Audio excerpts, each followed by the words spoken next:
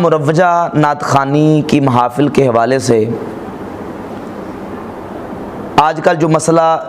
زیر بحث ہے، اس حوالے سے اپنے اکابرین کی آراء اور ان کے فرمودات کو، ارشادات کو پیش کرنا ضروری ہے، تاکہ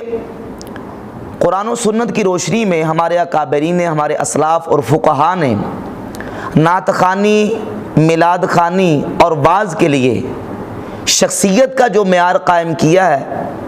اور پھر جو چیزیں پڑھی جاتی ہیں ان کا جو معیار قائم کیا ہے، اس کو ہم پیش نظر رکھیں۔ بحمدہ تعالیٰ پابند شرع علماء ہمیشہ سے اس بات کا خیال کرتے آئے اور خیال رکھتے رہے ہیں کہ انہوں نے اس بات کا باقاعدہ سے ہر جگہ پہ نوٹس لیا ہے، علماء نے، ہمارے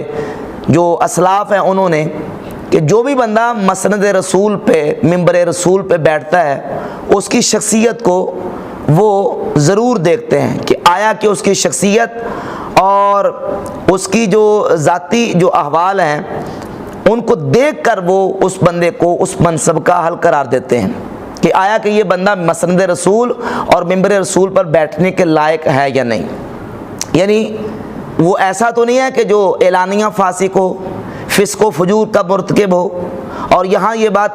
جو نا وہ وضاحت کر دینا ضروری ہے کہ اصول کی روشنی میں، علماء کے بیانات کی روشنی میں یہ بات بالکل واضح ہے کہ جو بندہ کبیرہ گناہ کا نادراً ارتکاب کرے یا کسی صغیرہ گناہ پر اصرار کرے، وہ فاسق ہے، وہ عدالت سے اس کی ساقط ہو جاتی ہے، وہ عدالت کے درجے سے گر جاتا ہے۔ تو شریعت طیبہ میں جو بندہ نبی کریم علیہ السلام کی مسند پر، حضور کے ممبر پر بیٹھے گا، حضور کے مصلی پہ کھڑا ہوگا، کسی فاسق شخص کو ممبر رسول اور مسند رسول پہ کھڑے ہونے کی اجازت نہیں ہے۔ ہمارے اکابر نے ہمیشہ سے اس بات کا نوٹس لیا اور اس بات کو ملحوظ خاطر رکھا کہ جو بھی مسند پہ آئے، جو بھی ممبر پہ آئے، وہ بندہ کم از کم کریکٹر اور اپنے کردار کے اعتبار سے اس میں ایسا اعلانیہ فسق نہ ہو کہ جو ظاہری طور پر اور اعلانیہ طور پہ معصیت کا مرتکب ہو، اس کو ایسے مقام پہ کھڑا کرنا یہ شریعت کے احکامات کی مخالفت ہے۔ کیونکہ حدیث ہے نبی کریم صلی اللہ علیہ وآلہ وسلم کی، مشکات میں کتاب الآداب میں، اور امام بہقی نے اپنی کتاب شعب الایمان کی جلد نمبر 4 صفحہ 230 پہ اس کو ذکر کیا، اور اعلیٰ حضرت امام اہل سنت رحمۃ اللہ علیہ نے فتاوی رضویہ کے متعدد مقامات پہ اس حدیث کو کوٹ کیا ہے کہ نبی کریم علیہ الصلوۃ والسلام نے ارشاد فرمایا، اذا مدح الفاسق غضب الرب، جب کسی فاسق کی مدح کی جاتی ہے، اس کی تعریف کی جاتی ہے، اس کی تعریف و توصیف کی جاتی ہے، رب العزت جل شانہ غضب فرماتا ہے، واہتز لہ العرش، اور اس کی اس تعریف پر رب العالمین جل شانہ کا عرش جو ہے وہ حرکت میں آ جاتا ہے۔ یعنی اللہ رب العزت اتنا غضب فرماتا ہے کہ عرش الہی اس فاسق کی تعریف پر غضب میں آ جاتا ہے۔ تو کسی فاسق کو مسند رسول پہ بٹھانا اور ممبر رسول پہ بٹھانا یہ اللہ رب العزت کے غضب کو دعوت دینے کے مترادف ہے۔ تو یہی وجہ کہ ہمارے علماء نے ایسے فاسق جو اعلانیہ طور پہ فسق کا مرتکب ہے، مثال کے طور پہ داڑھی مڈوانے والا یا حد شرع سے کم کروانے والا، اس کو کتابوں میں صراحت و وضاحت کے ساتھ فاسق مولن اور مردود الشہادت قرار دیا، اور ایسے شخص کو امامت کا اہل قرار نہیں دیا۔ ہماری جتنی فقہ کی کتابیں ہیں، مراقی الفلاح ہے یا دیگر ہماری نور الرضا کی شروعات، دیگر کتابیں دیکھ لیں آپ، فتاوی رضویہ دیکھ لیں، متعدد مقامات پہ امام اہل سنت رحمۃ اللہ علیہ نے فقہ یہ عبارت کوڈ کی ہے کہ فاسق امامت کا اہل نہیں ہے۔ فاسق جو ہے اس کو آگے کرنا اس کی تعظیم ہے، وقد وجبت علیہم اہانتہ، شریعت نے تو اس کی اہانت واجب قرار دیا۔ تو فاسق جو ہے وہ مسند اور ممبر رسول کا اہل نہیں ہے۔ جب اس ایک معیار کو ہمارے ہاں بعض اہل علم نے بھی پس پش ڈال دیا، اور ٹی وی اینکروں کو اور اس طرح کے فساق و فجار کو، کرکٹ کھیلنے والوں اور جناب والا ایکٹر قسم کے لوگوں کو رسول اللہ صلی اللہ علیہ وآلہ وسلم کی مسند پر اور ممبر رسول پہ بٹھانا شروع کر دیا، تو وہ معیار جو ایک شریعت کا تھا ممبر رسول اور مسند رسول پہ بیٹھنے کا، وہ معیار جو ہے وہ ختم کیا گیا۔ جب معیار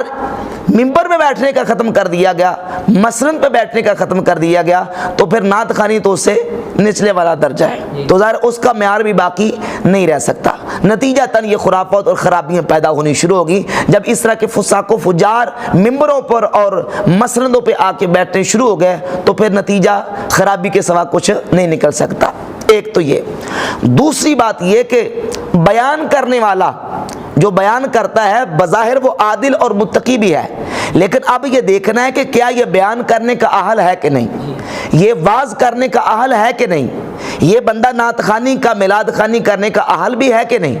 ये जो नात खानी कर रहा है, वाज बयान कर रहा है और जो मिलाद खानी कर रहा है, ये कलाम किसका पढ़ रहा है और किस तरह का कलाम अदा कर रहा है, इस चीज़ को भी देखना ज़रूरी है। और इसका हमारे उलमा ने नोटिस लिया और उसकी पूरी तशरीहात और तौज़ीहात की हैं। इस सिलसिले में आला हज़रत इमाम अहले सुन्नत रहमतुल्लाह की ज़ात गिरामी कदर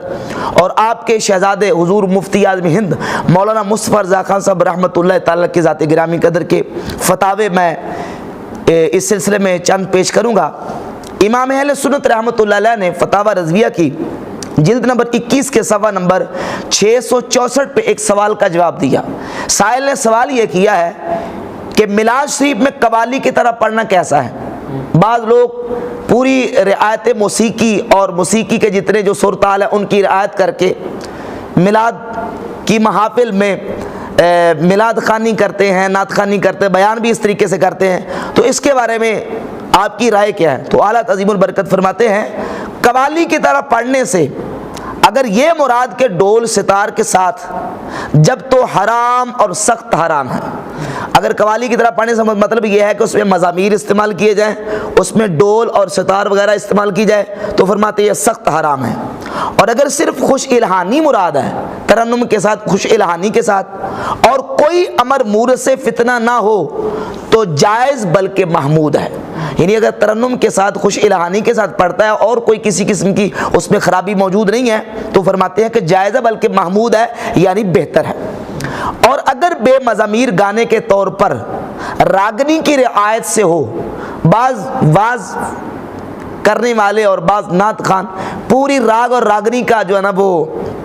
को मलहूज़े खातर रख कर, रियायत मौसीकी को मलहूज़े खातर रख कर वो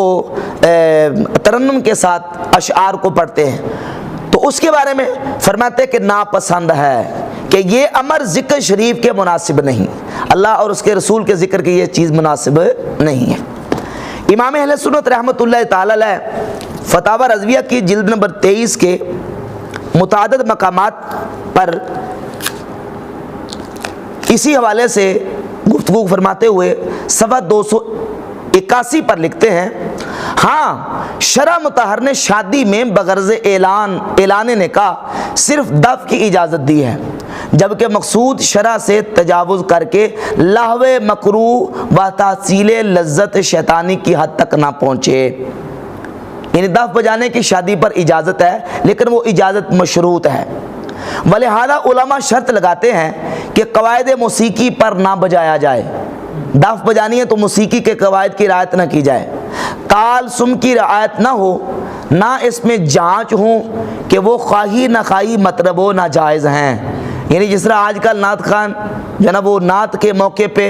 दफ़ बजाते हैं, साथ उसके झांझर वगैरह होती है, फरमाते ये बिल्कुल नाजायज़ है। फिर इसका बजाना भी मर्दों को हर तरह मकरूह है। मर्द के लिए ये बजाना जायज़ नहीं है, ना शर्फ वाली बीवियों के मुनासिब है, बल्कि नाबालिगा छोटी छोटी बच्चियाँ या लौंडियाँ बांदियाँ बजाएं, बस इनको इजाज़त है और इजाज़त भी मशरूत है। और अगर इसके साथ कुछ सीधे साधे अशआर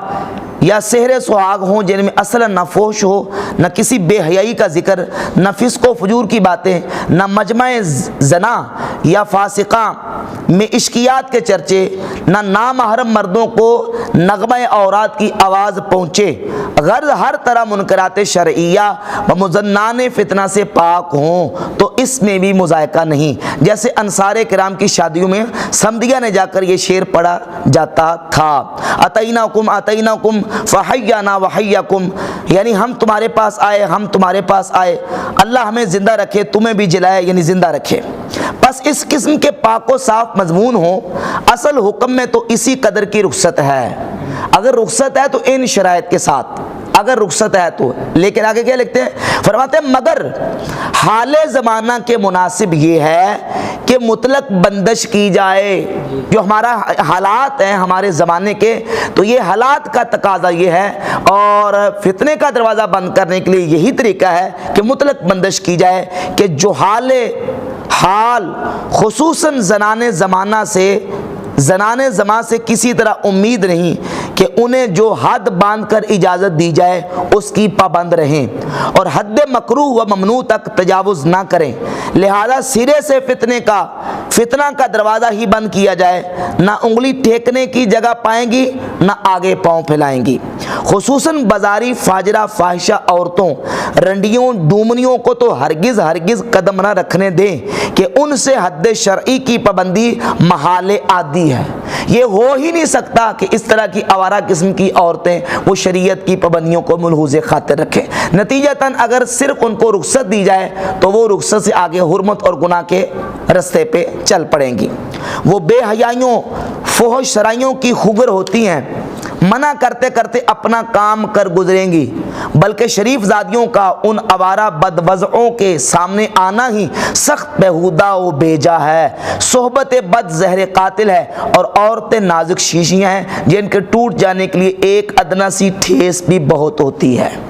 تو اعلیٰ امام اہل سنت رحمۃ اللہ علیہ نے اس عبارت میں صاف لکھ دیا کہ وہ لوگ جو دف کا سہارا لے کر رخصت تلاش کر کے پھر دف سے آگے پتہ نہیں آگے کتنے قدم گزر جاتے ہیں، اور پورا جو موسیقی اور میوزک کی جو دھن پر نعت خوانی کرتے ہیں، یہ کرنا ہرگز جائز نہیں ہے. اسی طرح سائل نے سوال کیا کہ ایک میلاد خان ہے، واز ہے، میلاد خانی کرتا ہے، اپنے ساتھ نوجوان لڑکوں کو، امرد لڑکوں کو ساتھ ملا کے ان کی آوازوں کو اپنی آواز کے ساتھ ملا کے تو آوازیں مکس کر کے پورا راگ بنا کے وہ اس طریقے سے میلاد خوانی کرتا ہے. تو آیا کہ اس انداز سے میلاد خوانی کرنا جائز ہے؟ تو فتاوی رضویہ کی جلد 23 کے صفحہ 732 پہ امام اہل سنت رحمۃ اللہ علیہ نے اس کا جواب ارشاد فرماتے ایسا پڑھنا ممنوع ہے. یہ پڑھنا نہیں گانا ہے، یہ پڑھنا نہیں بلکہ کیا ہے؟ گانا ہے. اور امرد کے گانے میں فتنہ ہے، اور فتنے کا بند کرنا واجب ہے. یعنی وہ لڑکا جس کو داڑھی اور مونچھیں نہیں آئیں، اس کا حکم عورت کی طرح ہے. وہ امرد ہے، اس کا حکم عورت اور لڑکی کی طرح ہے. جس طرح عورت اور لڑکی کو اس طرح مجمع عام میں لوگوں کے سامنے پڑھنے کی اجازت نہیں ہے، امام اہل سنت فرماتے ہیں کہ اگر وہ امرد لڑکا اس طرح پڑھے گا تو اس کا پڑھنا بھی محل فتنہ ہے، اور فتنے کا بند کرنا کیا ہے؟ واجب ہے. اس کو پڑھنے کی اس طرح اجازت نہیں ہے. اور آج ہمارے ہاں محافل نعت میں کیا ہو رہا ہے وہ سب آپ کے بالکل سامنے اور واضح ہے. صفحہ 734 پہ امام اہل سنت رحمۃ اللہ علیہ سے جو سوال پیچھے ہوا کہ ایک وہ شخص ہے کہ داڑھی منڈا ہے، فاسق و فاجر ہے، اور وہ فاسق و فاجر داڑھی منڈا جو ہے وہ اس طرح مجلس میں آ کے واز کہتا ہے، نعت خوانی کرتا ہے، میلاد پڑھتا ہے، میلاد خوانی کرتا ہے. تو اس کے بارے میں حکم شرعی کیا ہے؟ امام اہل سنت رحمۃ اللہ علیہ نے صفحہ 734 پہ جواب رقم فرماتے افعال مذکورہ سخت کبائر ہے، اور ان کا مرتکب اشد فاسق و فاجر مستحق عذاب یزداں و غضب رحمان، اور دنیا میں مستوجب ہزارہ ذلت و ہوا. خوش آوازی خواہ کسی علت نفسانی کے باعث اسے ممبر و مسرند پر کہ حقیقتاً مسرند حضور پر نور سید عالم صلی اللہ تعالی علیہ وسلم ہے، تعظیماً بٹھانا اور اس سے مجلس مبارک پڑھوانا حرام ہے.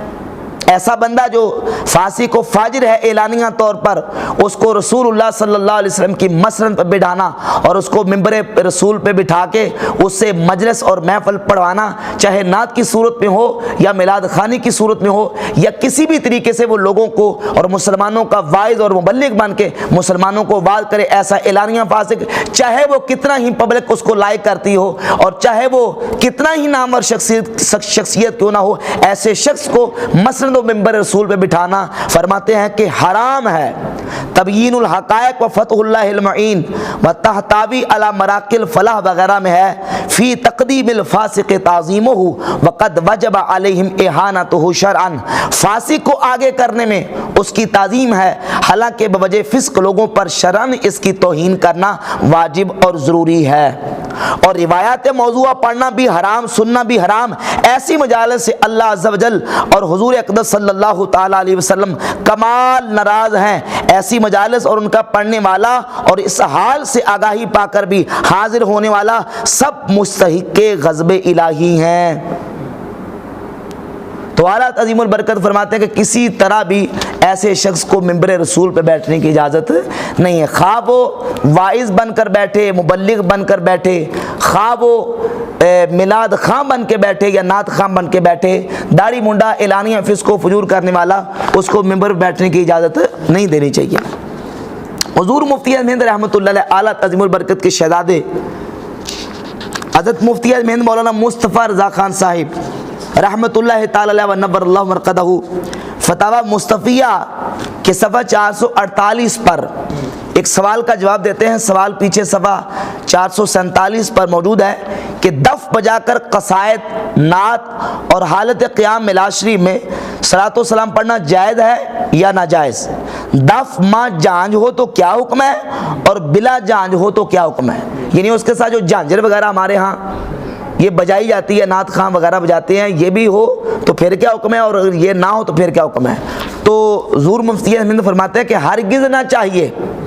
دف بجا کے نعت خوانی ہرگز نہ چاہیے۔ ظاہر ہے کہ یہ سخت سوء ادب ہے، یہ بے ادبی ہے، اور اگر جانچ بھی ہو